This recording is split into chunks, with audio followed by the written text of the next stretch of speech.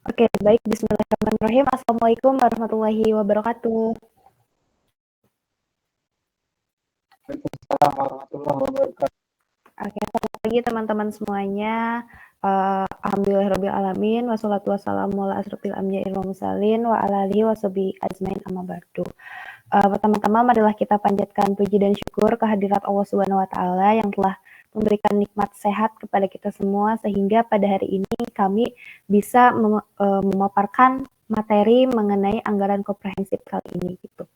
Yang terhormat Bapak Yasir Maulana selaku dosen pengampu mata kuliah penganggaran perusahaan dan juga kepada teman-teman kelompok 10 yang hari ini hadir untuk mempresentasikan hasil kerja kelompok kami.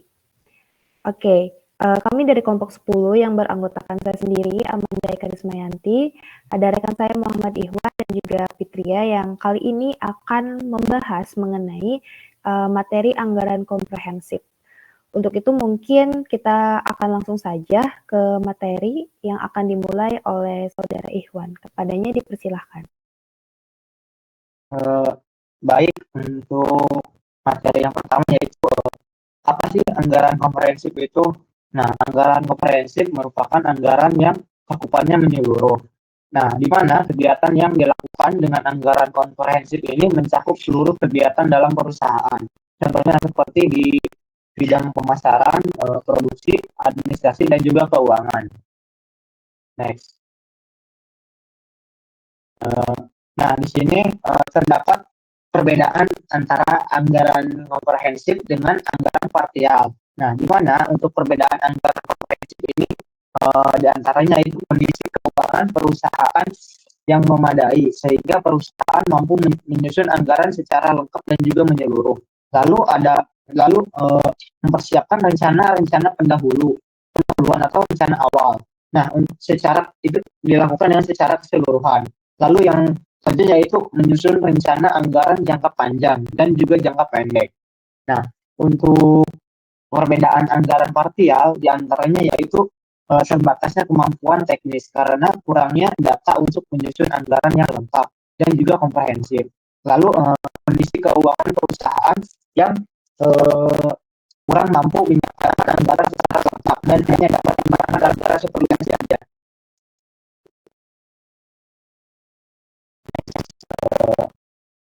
Lalu kriteria itu syarat anggaran komprehensif. Nah, berikut terdapat beberapa syarat untuk anggaran komprehensif. Antaranya yaitu yang syarat pertama adalah pengelola sudah menentukan pokok kebijakan atau rencana jangka panjang. Lalu untuk syarat yang kedua yaitu manajer harus terus-menerus menetapkan rencana jangka pendek dalam rangka mewujudkan jangka panjangnya.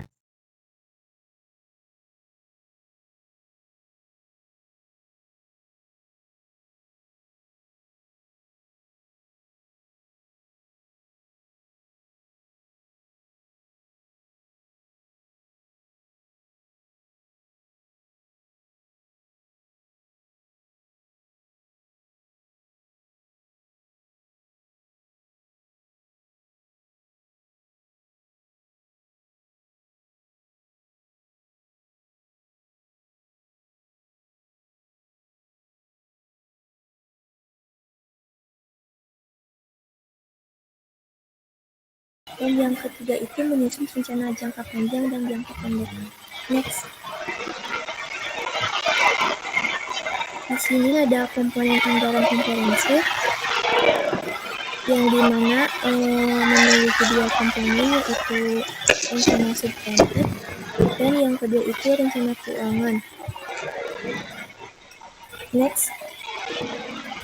Nah, rencana substantif ini merupakan rencana yang mencerminkan suatu tujuan untuk mencapai keinginan perusahaan. Nah, pada umumnya rencana substantif ini dicirikan dalam bentuk narasi atau rencana, bukan dalam bentuk angka rencana yang biasanya terdapat dalam rencana keuangan, seperti tujuan umum perusahaan dan sasaran khusus perusahaan, strategi perusahaan, dan instruksi perencanaan manajemen eksekutif. Next. Lalu ini ada rencana keuangan yang dimana adalah pendekatan lengkap untuk menangani seluruh finansial klien. Nah, berdasarkan jangka waktu, rencana keuangan ini dikelompokkan menjadi 2. Ada anggaran jangka panjang yang dimana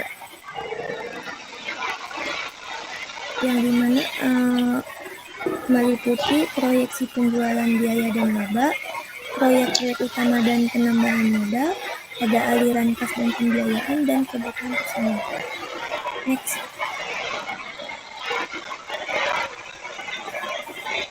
Nah, di sini juga ada anggaran tahunan yang dimana anggaran tahunan ini keuangan penting untuk pengeluaran perusahaan pada fiskal mendatang. Jadi anggaran ini dibagi menjadi 2 bagian, yaitu anggaran proyeksi rugi laba yang di dalamnya terdapat besar keuntungan dihitung atau diperkirakan baik per bagian unit produk atau keuntungan keseluruhan. Dan yang kedua itu ada anggaran pembantu laporan rugi atau laba. Ini mencakup seluruh anggaran kegiatan yang menunjang penyusunan laporan rugi laba dalam perusahaan tersebut. Nah, di sini juga ada 3 bagian, ada anggaran penjualan yang dimana mencakup seluruh penjualan perusahaan dalam menjualkan produk. Nah, untuk anggaran produksi ini harus memperhatikan produksi yang akan diperjualkan oleh perusahaan. Lalu yang ketiga ini ada anggaran keuangan. Next.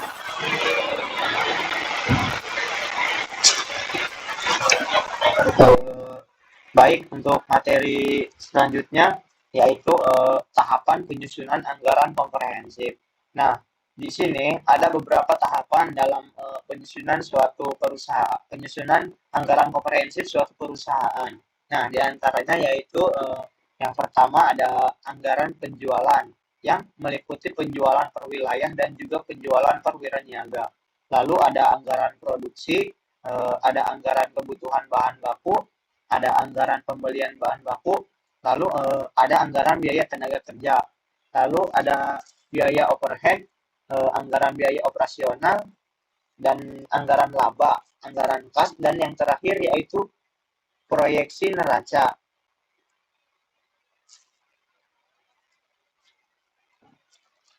Nah, di sini terdapat contoh perhitungan anggaran komprehensif, di mana PT Manmebel merupakan sebuah perusahaan produsen meja.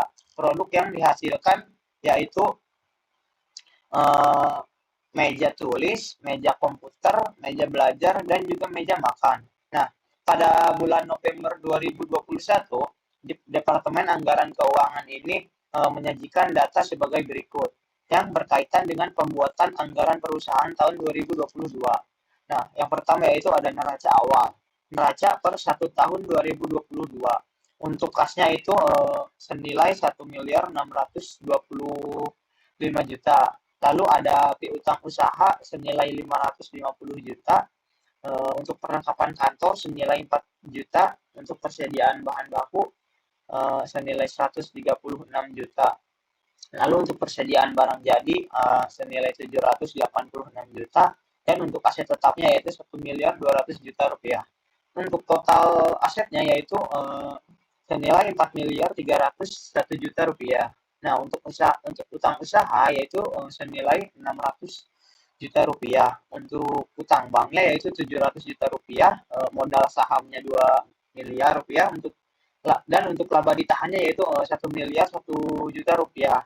Jadi untuk total kas dan elektabilitasnya yaitu 4.301 juta rupiah. Next. Perusahaan merencanakan menjual meja tulis sebanyak 10.000 unit, untuk meja kantor sebanyak 8.000 unit, untuk meja belajar sebanyak 6.000 unit, dan untuk meja makan sebanyak 4.000 unit. Sedangkan harga jual per unitnya yaitu adalah Rp200.000 untuk meja tulis, Rp250.000 untuk meja kantor, Rp300.000 untuk meja belajar, dan Rp400.000 untuk meja makan. Nah, seluruh produk tersebut dipasarkan di seluruh Pulau Jawa. Diperkirakan sebanyak 30% diserap DKI Jakarta, untuk 25%-nya diserap oleh Jawa Barat, dan 20% diserap oleh Jawa Tengah. Lalu untuk sisanya diserap oleh Jawa Timur. Nah, untuk perusahaan memiliki 9 orang wiraniaga dengan wilayah penjualan yang berbeda, yaitu yang pertama, nama wiraniaganya Daniel, untuk wilayah DKI. Dia memiliki target penjualan 60%. Lalu Edgar untuk wilayah DKI, dia memiliki target penjualan 60%. Lalu Amanda untuk wilayah Jawa Barat, dia memiliki target penjualan 40%. Lalu ada Eka, untuk wilayah Jawa Barat, dia memiliki target penjualan 60%. Lalu ada Marwan untuk wilayah Jawa Tengah, dia memiliki target penjualan 50%. Lalu untuk Faja untuk wilayah Jawa Tengah, dia memiliki target penjualan 50%. Lalu ada Zahra untuk wilayah Jawa Timur, dia memiliki target penjualan 30%. Dan Raymond untuk wilayah Jawa Timur untuk target penjualan yaitu 30%. Dan yang terakhir yaitu Indra, dia di wilayah Jawa Timur, ia memiliki target penjualan 40%. Next. Diperkirakan persediaan meja pada awal tahun 2022 itu sebanyak 2.400 unit meja tulis. Lalu untuk 1.500 unit untuk meja kantor, lalu ada 1.100 unit meja belajar, dan 600 unit meja makan. Nah, sedangkan persediaan meja pada akhir tahun 2022 yang diinginkan adalah sebanyak 600 unit meja tulis, 700 unit meja kantor, 1.200 unit meja makan, dan 750 unit meja meja makan. Nah, keempat produk tersebut menggunakan bahan baku yang sama, yaitu kayu lapis, dan melamin. Nah, untuk setiap satu unit meja tulis membutuhkan kayu sebanyak 1 meter, kayu lapis 3 meter, dan melamin 1 meter. Dan untuk setiap satu unit meja kantor membutuhkan kayu sebanyak 0,5 meter, kayu lapis 2 meter, dan melamin 1,2 meter. Lalu untuk setiap satu unit meja belajar membutuhkan kayu sebanyak 1 meter, kayu lapis 2,5 meter, dan melamin 1,5 meter. Untuk setiap satu unit meja makannya, ia membutuhkan kayu 2 meter, untuk kayu lapisnya 2 meter, dan juga melamin 2 meter. Nah, diperkirakan harga beli semua bahan baku tersebut akan stabil sepanjang tahun 2022. Harga beli 1 meter kayunya yaitu kisaran Rp19.000. Harga beli 1 meter kayu lapisnya yaitu kisaran Rp15.000, dan untuk harga beli 1 meter melaminnya yaitu kisaran harga Rp12.500. Diperkirakan persediaan bahan baku pada awal tahun 2022 sebanyak 4.000 meter kayu dan 2.800 meter kayu lapis, dan untuk melaminnya yaitu 1.500 meter. Sedangkan persediaan bahan baku yang diinginkan untuk akhir tahun 2022 adalah sebanyak 2.500 kayu dan 3.000 kayu lapis, dan 900 meter melamin. Untuk membuat satu buah meja tulis diperlukan 4 jam kerja langsung. Untuk meja kantor memerlukan 5 jam kerja langsung, dan untuk meja belajar sebanyak 7 jam kerja langsung. Dan untuk yang meja makan itu sebanyak 7 jam kerja langsung. Nah, setiap tukang dibayar 3.000 per jam kerjanya. Next. Sedangkan untuk biaya overhead pabrik, biaya yang dikeluarkan diperkirakan sebesar untuk biaya pelistur dan juga cat itu dikeluarkan sejumlah 20 juta rupiah. Untuk biaya paku dan pasak itu senilai 6 juta rupiah. Lalu biaya mandor dan juga satpam senilai 48 juta rupiah. Untuk biaya listrik pabriknya yaitu 60 juta rupiah, dan untuk biaya telepon pabriknya yaitu 12 juta rupiah. Lalu biaya air pump pabrik yaitu sejumlah 6 juta rupiah. Lalu biaya penyusutan mesin yaitu sejumlah 30 juta rupiah, dan yang terakhir biaya penyusutan bangunan pabrik yaitu senilai 18 juta rupiah. Nah, dari biaya overhead tersebut sebanyak 25% merupakan biaya variabel yang dibebankan secara merata ke setiap unit produk yang diproduksi, dan juga sisanya merupakan biaya tetap. Diperkirakan selama tahun 2022 perusahaan akan mengeluarkan biaya operasi sebagai berikut. Next. Nama biayanya itu gaji karyawan kantor pemasaran. Nah, ini berjumlah 34 juta rupiah. Lalu ada gaji dan komisi wiraniaga senilai 42 juta rupiah. Lalu ada biaya iklan senilai 28 juta rupiah. Ada biaya angkut penjualan ada 22 juta rupiah. Lalu untuk biaya listrik, air, telepon kantor, pemasaran yaitu senilai 42 juta rupiah. Untuk biaya penyusutan kendaraan pemasaran 36 juta rupiah. Lalu untuk biaya penyusutan gedung pemasaran 24 juta rupiah. Dan gaji karyawan administrasi dan direksi yaitu senilai 252 juta rupiah. Untuk biaya listrik, air, telepon kantor, administrasi sekitar 48 juta rupiah.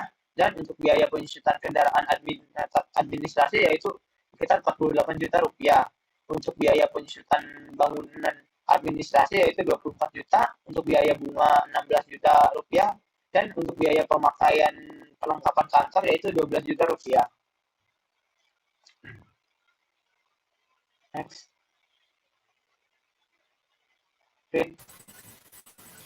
Nah, jadi selanjutnya di sini ada dari seluruh biaya pemasaran tersebut yang sudah dipaparkan oleh Ikhwan, sebanyak 84 juta merupakan biaya variabel yang dibebankan secara merata ke setiap produk yang dijualkan, dan sisanya merupakan biaya tetap. Lalu dari total penjualan yang dilakukan perusahaan diperkirakan sebanyak 75% akan dibayarkan pada tahun 2022, sedangkan sisanya akan dibayar pada tahun 2023.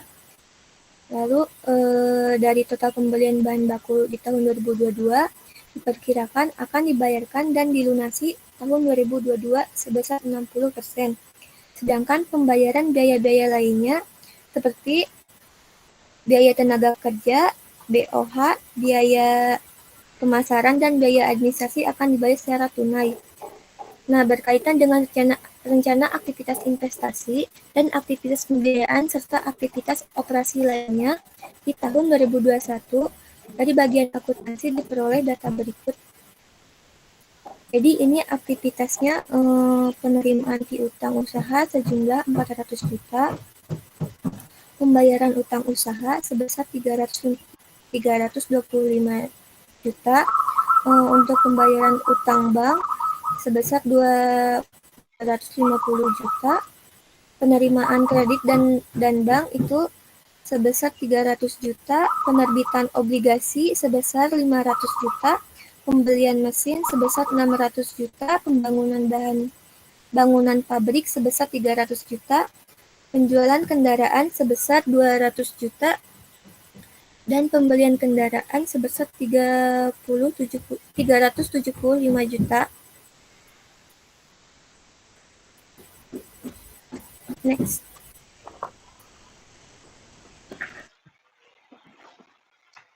Oke, baik. Tadi soal yang sudah disampaikan oleh Ikhwan dan Fitria diperoleh jawaban. Yang pertama itu tahapannya kan yang pertama itu adalah mencari anggaran penjualan ya, di mana anggaran penjualan ini dibagi menjadi dua, ada per wilayah pemasaran dan juga ada per wilayah niaga. Nah, untuk per wilayah pemasaran sendiri di sini perhitungannya atau rumusnya yaitu persenan dari setiap wilayah dikalikan dengan total volume. Untuk total volume sendiri itu sudah tertera di soal, persenan per wilayahnya juga sudah tertera di soal. Jadi untuk perhitungan MT atau meja tulis itu sama dengan 30% dikali dengan 10.000, yaitu hasilnya 3.000.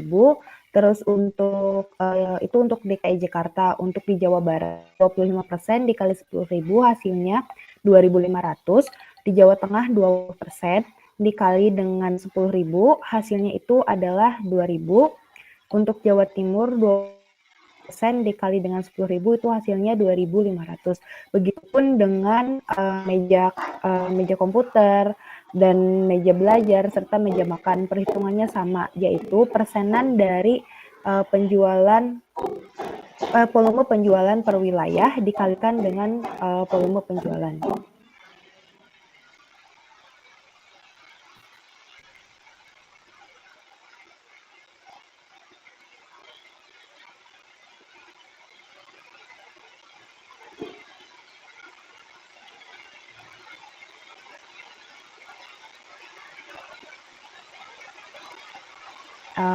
Maaf tadi ada kendala teman-teman semuanya. Selanjutnya ini ada per wilayah wiraniaga, di mana untuk per wilayah wiraniaga ini, untuk nilai penjualan ini merupakan perhitungan dari perkalian antara volume total dikali dengan harga per unit, di mana untuk harga per unit ini sudah kita ketahui tadi di soal ya teman-teman. Terus juga volume total juga sudah diketahui, jadi untuk nilai penjualan ini tinggal dikalikan saja. Misalkan untuk meja tulis itu total volumenya 10.000, harga per unitnya itu 200.000. Jadi untuk mencari nilai penjualannya sama dengan 10.000 dikalikan dengan 200.000, hasilnya itu 2 miliar rupiah. Kayak gitu.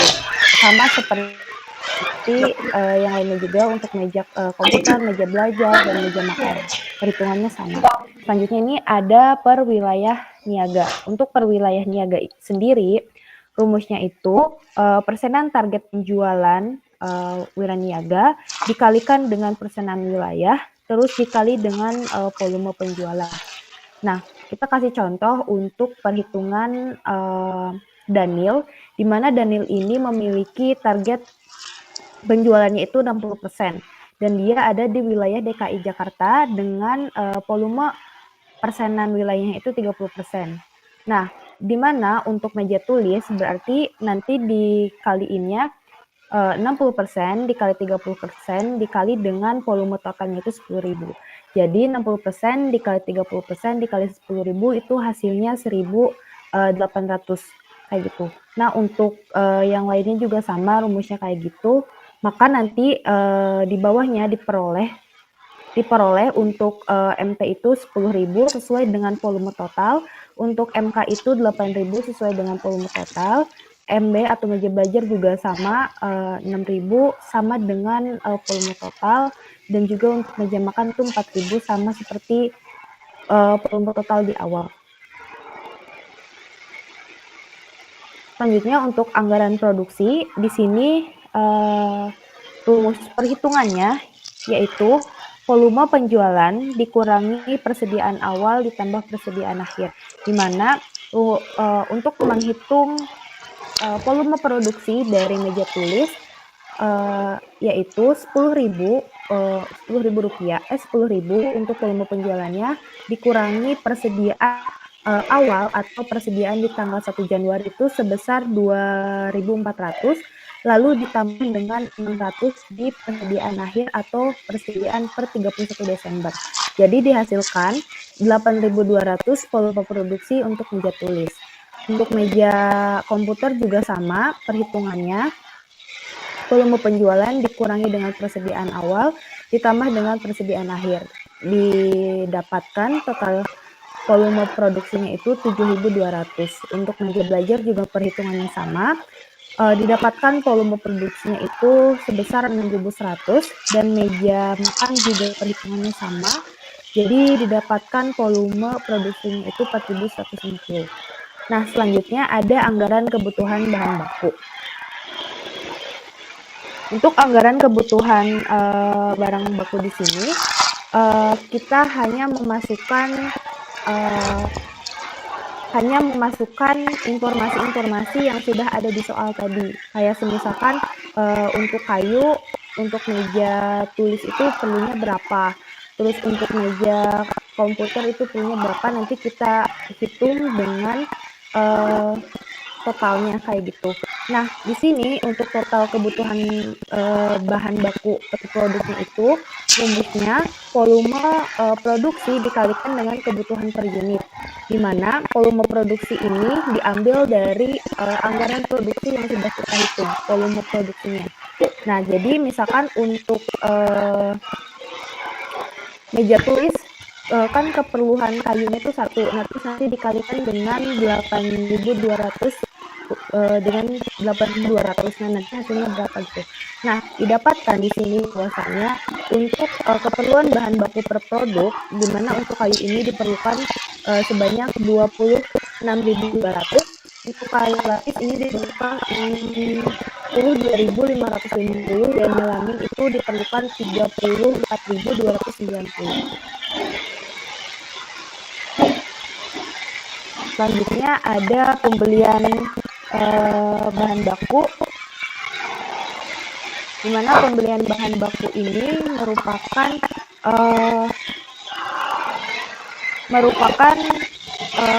suatu kebutuhan untuk nanti berapa sih harga atau anggaran yang harus kita keluarkan untuk membeli bahan baku tersebut gitu.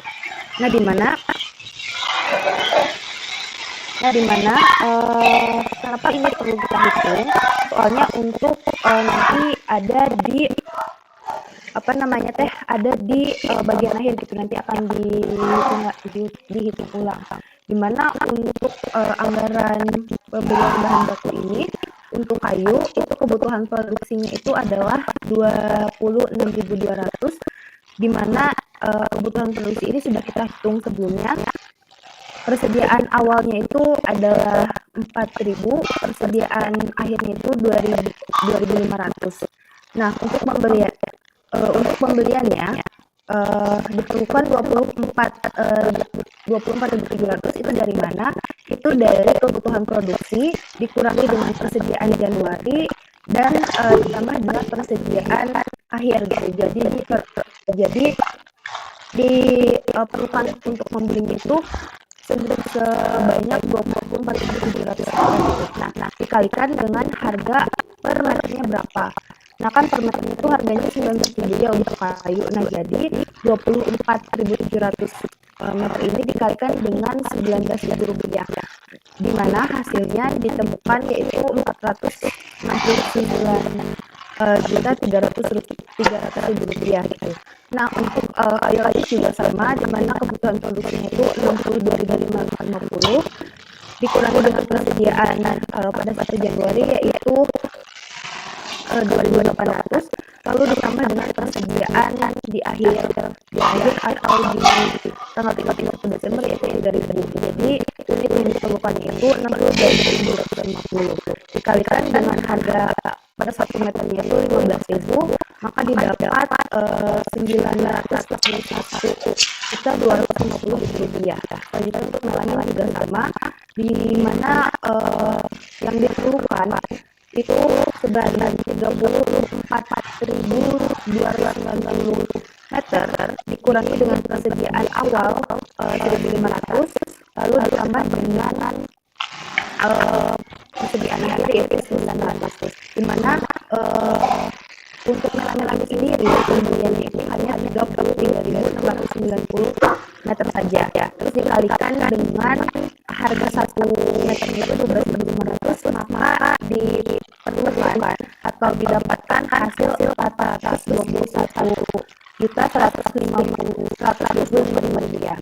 Nah, di mana untuk total anggaran pembelian bahan baku ini merupakan penjumlahan dari kayu, lapis dan melamin yaitu senilai 1.831.670.000 rupiah. Selanjutnya itu ada anggaran biaya tenaga kerja. Untuk anggaran biaya tenaga kerja sudah diketahui bahwasanya tadi soal untuk major class itu volume itu ada 880, di mana setiap pekerjaannya itu untuk satu unit untuk membuat satu unit media itu diperlukan 4 jam gitu. Nah, jadi untuk total jam kerjanya itu volume produksi dikali-kalikan dengan periodenya itu akan hasil 32.800, nanti 32.800 itu dikalikan dengan hari kerjanya berapa. Nah kan hari kerjanya itu Rp7.000 ya, jadi total dari yang total jam kerjanya dikalikan hari kerjanya berapa. Nah untuk jam kerja sendiri di sini diperoleh nilai sebesar 98 kerja Rp400.000 ya. Untuk meja komputer itu ada 108 ya. Untuk meja belajar ada 120 ya. Dan untuk meja makan itu ada 80 ya. Maka total anggaran biaya kerja ya keseluruhan hari itu 420.650 ya. Selanjutnya ada biaya bahan baku per produk. Di mana untuk biaya bahan baku per produk ini sebenarnya yang itu hanya tinggal meningkatkan saja gitu. Nah, kenapa kita bikin ini itu untuk menghitung berapa sih perbedaan barang jadinya gitu. Nah caranya tuh cukup dikalikan saja kebutuhan dengan harganya. Misalkan kebutuhan untuk kayu di meja tulis itu 1 meter gitu ya, terus harganya 19.000, terus nilainya 19.000. Nah nanti dari nilai ini itu ditambahin, itu merupakan biaya bahan baku per unit produknya. Terus selanjutnya ada biaya tenaga kerja per unit produk, di mana untuk biaya tenaga kerja per unit produk ini hanya perkalian dari jam kerja per unit dengan tarif per jamnya berapa. Misalkan untuk meja tulis kan jam kerja itu ada 4 ya gitu, terus dikalikan dengan Rp3.000 itu merupakan tarif unitnya, di mana ini dihasilkan untuk meja tulis biaya tenaga kerja per unitnya itu ada 12.000.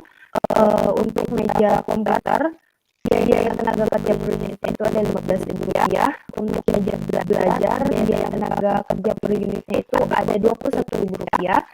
Untuk biaya meja makan per unit biaya tenaga kerja per unit itu ada di angka Rp21.000 ya. Next.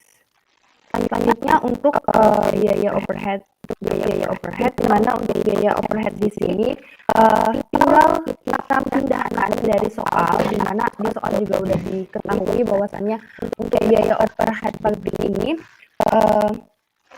untuk 25%-nya itu bersifat variabel, dan di mana kita tuh tinggal mengelompokkan saja gitu dari soal yang sudah ada tadi gitu.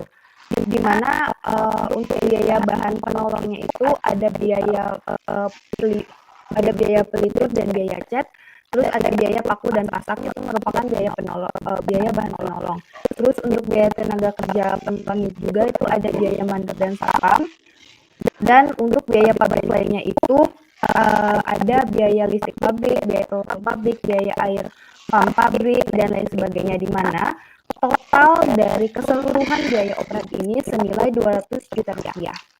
Nah, sudah kita ketahui di soal bahwasannya untuk 25% dari biaya overhead pabrik ini merupakan biaya yang bersifat variabel gitu, di mana kita akan hitung untuk 25%-nya itu berapa. Nah, untuk biaya overhead pabrik 25% bersifat variabelnya itu senilai Rp50 juta. Itu merupakan pengkalian dari 25% dikali dengan total biaya overhead itu senilai Rp200 juta. Nah, kita akan hitung biaya overhead variabel dan juga biaya overhead per unitnya berapa gitu. Nah, untuk biaya overhead variabelnya sudah kita ketahui tadi bahwasannya biaya total overhead variabelnya itu kan 50 juta rupiah ya. Nah, nanti 50 juta rupiah itu akan dibagi dengan volume produksi, di mana volume produksi juga sudah kita ketahui tadi, sudah dijelaskan. Jadi nanti perhitungannya yaitu 50 juta rupiah dibagi dengan 8.200 ditambah 7.200 ditambah 6.100 dan ditambah 4.150.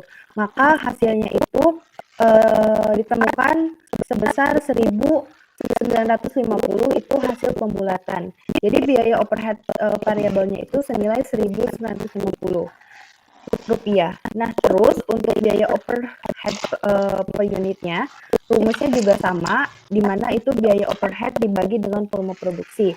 Nah, untuk per unit ini kita pakainya yang 200 juta rupiah. Kenapa? Karena itu merupakan total biaya overhead keseluruhan gitu. Nah, dibagi dengan volume produksi. Untuk volume produksi itu sama nilainya, itu 8.200, 7.200, 6.100 sama ditambah 4.150. Nah, didapatkan untuk biaya overhead per unitnya itu senilai 7.797 ribu rupiah. Selanjutnya ada perhitungan biaya produksi per unit produk, di mana biaya produksi per unit produk ini tinggal kita masukkan saja dari informasi-informasi yang sudah kita dapatkan tadi ataupun hasil-hasil yang sudah kita hitung tadi. Nah, di mana untuk biaya bahan baku ini sudah tertera ya teman-teman. Untuk MT itu ada 76.500, biaya tenaga kerja langsungnya itu 12.000 rupiah, dan biaya overhead pabriknya itu 7.797. Nah, di mana biaya produksi per unit produk untuk meja tulis ini senilai 96.297 rupiah. Untuk MK juga sama, bahan bakunya itu diperoleh 54.500, biaya tenaga kerja langsung itu 15.000 rupiah, biaya overhead pabriknya sama 7.797 rupiah, di mana dihasilkan biaya produksi per unit meja komputer ini senilai 77.297 rupiah. Untuk meja belajar dan juga meja makan juga sama perhitungannya, diperoleh biaya produksi per unitnya itu untuk meja belajar senilai 104.407 rupiah. Untuk meja makan diperoleh 121.797 rupiah gitu. Selanjutnya ada nilai persediaan barang jadi.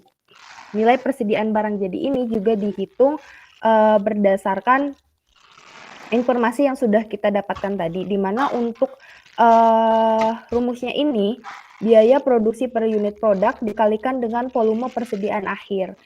Volume persediaan akhirnya ada di soal. Nah, untuk biaya produksi per unitnya sudah kita hitung tadi di atas, yang ini teman-teman. Nah, ini nanti dimasukkan dikalikan dengan volume persediaan akhir, maka didapatkan nilai persediaan akhir untuk meja tulis yaitu sebesar 57.778.200 rupiah. Untuk meja kantor, untuk meja komputer itu didapatkan 54.107.900 rupiah.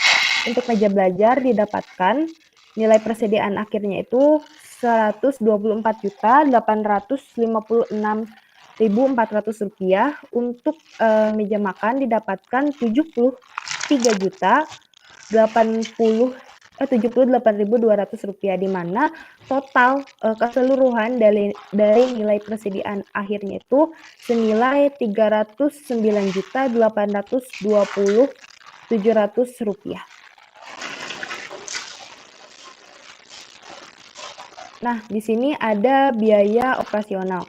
Biaya operasional, anggaran biaya operasional di sini kita tinggal memindahkan saja dari yang soal, di mana kita tinggal kelompokkan, di mana itu biaya apa saja sih biaya pemasaran totalnya, terus biaya administrasi dan umumnya itu apa saja. Nah, nanti tinggal dijumlahkan. Nah, di sini diketahui bahwasannya anggaran biaya operasional keseluruhannya itu senilai 628 juta rupiah gitu. Terus selanjutnya ada perhitungan anggaran laba.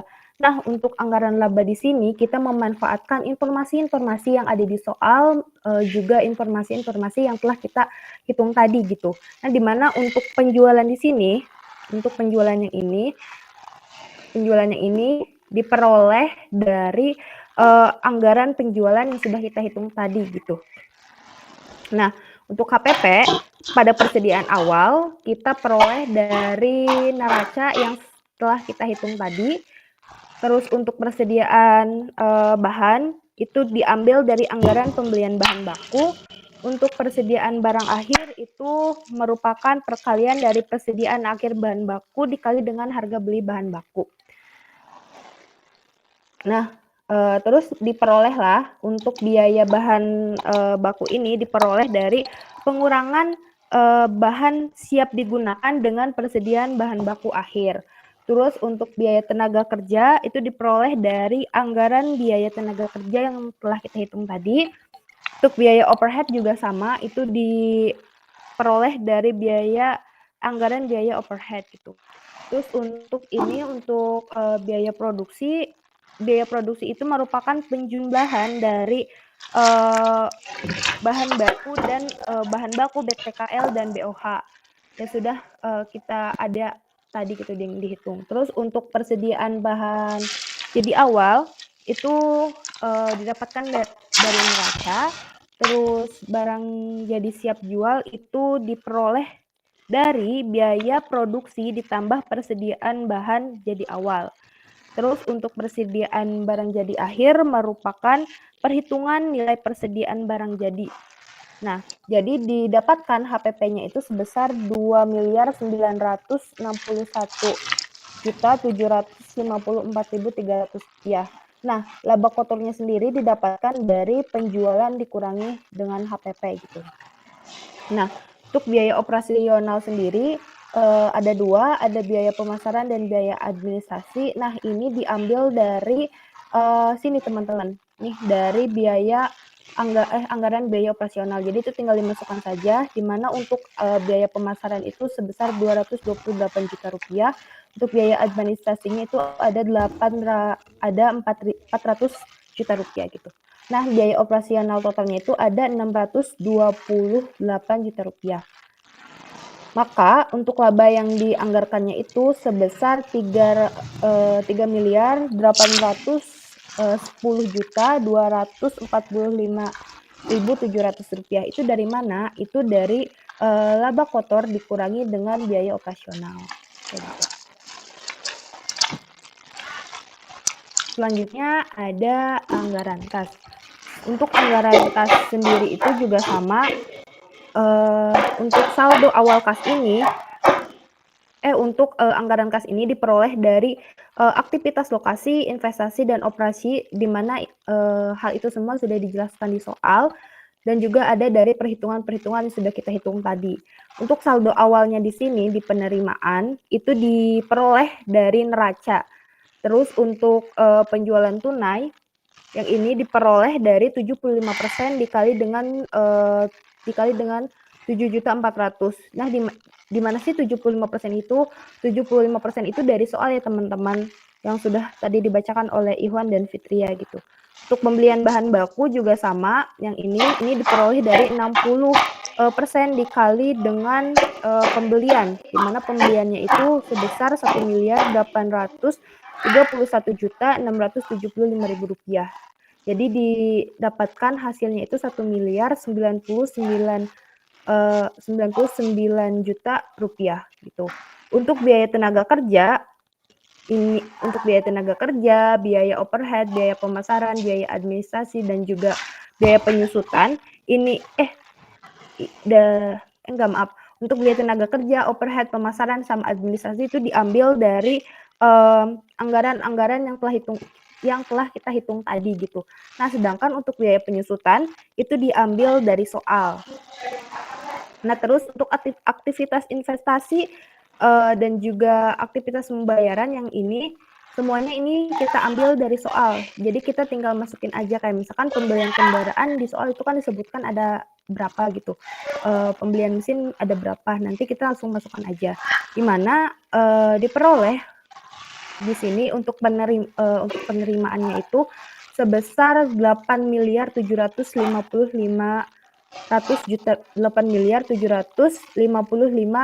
rupiah. Nah, untuk pengeluarannya itu sebesar 4.198.650.000 rupiah, di mana saldo akhir ini merupakan pengurangan dari penerimaan dan juga pengeluaran gitu, di mana saldo kas akhirnya ini diperoleh sebesar 4.556.350.000 rupiah. Nah, di sini ada kertas kerja proyeksi neraca, di mana kertas kerja proyeksi neraca ini dibuat dalam bentuk ribuan rupiah ya teman-teman semuanya, karena kalau misalkan kita masukkan nolnya itu takut nggak cukup gitu. Nah, akun-akunnya itu dari mana? Akun-akunnya ini merupakan yang ada di anggaran kas ditambah dengan HPP. Ini ada 2 slide teman-teman. Nah, yang ini. Oh. Apa enggak 2 slide ya? Sebenarnya ini tuh ada 2 slide di mana nanti saya akan sebutkan saldo akhirnya aja, karena di PPT mungkin nggak dimasukin karena kepanjangan itunya. Maka saya akan sebutkan untuk saldo akhirnya, di mana untuk saldo akhir dari kas di sini itu senilai sebentar.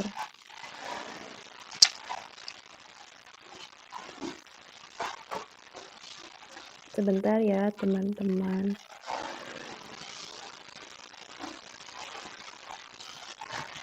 Untuk saldo akhir kas itu sebesar, saya akan bagikan layarnya saja.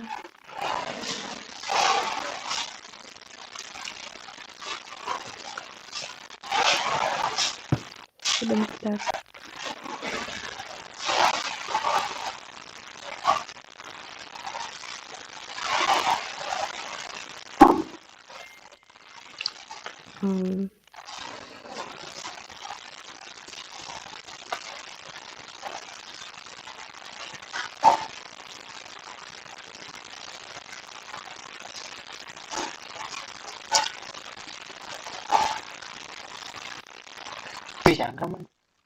Nah, di sini ada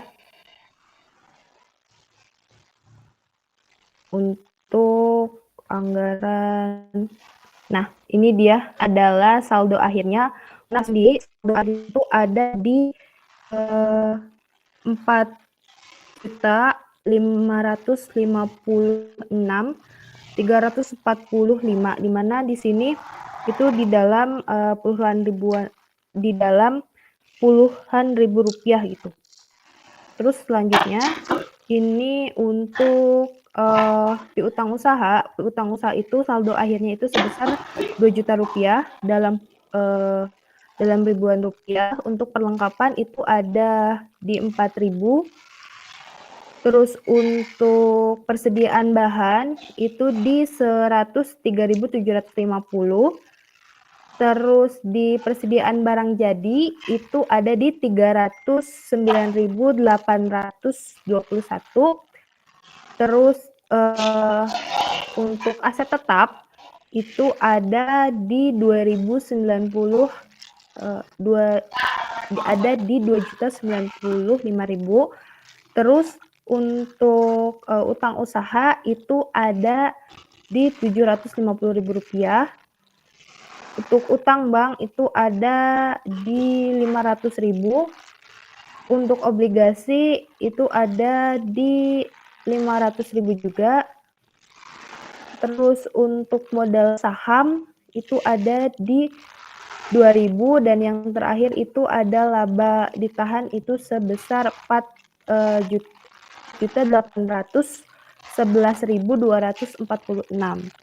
Nah, gitu untuk saldo akhirnya ya. Nah, di sini juga ada proyeksi neraca. Proyeksi neraca ini merupakan bukan perpindahan ya.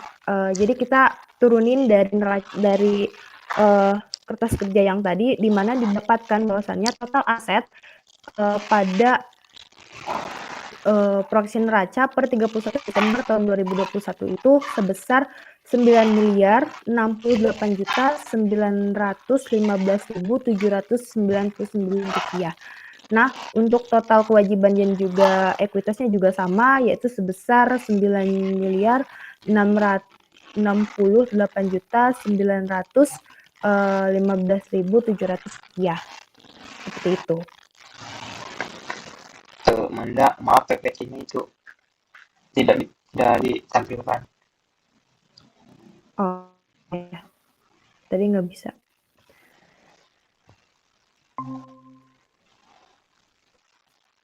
Nah, ini maaf ya teman-teman, dan ini untuk total aset yang sudah saya sebutkan tadi. Ini untuk kas, ini dan segala macamnya udah ada di sini. Nah, ini untuk total asetnya yang sudah saya sebutkan tadi. Nah, ini untuk proyeksi neracanya, di mana total aset dan serta total kewajiban dan ekuitasnya itu nilainya sama, balance gitu.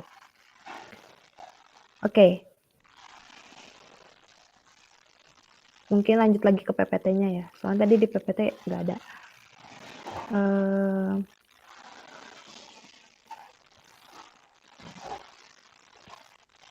Sebentar.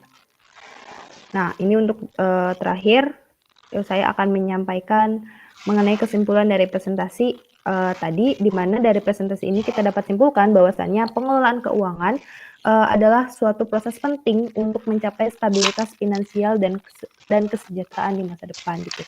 Dengan membuat anggaran, terus menabung secara teratur, berinvestasi dengan bijak, mengelola risiko finansial, dan merencanakan pensiun dengan baik, kita dapat mengembangkan fondasi yang kokoh untuk menghadapi tantangan keuangan yang mungkin dihadapi di masa datang, dan dengan kesadaran dan kedisiplinan yang tepat untuk kita semua.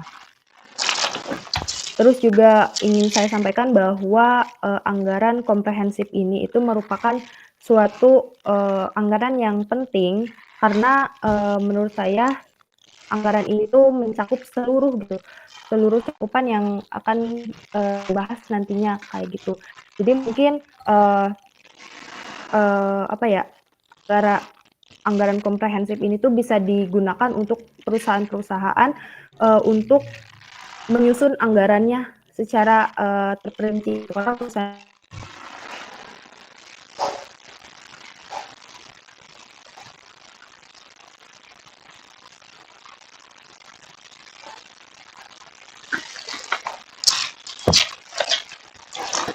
anggaran yang akan dibutuhkan atau sedang dibutuhkan kayak gitu.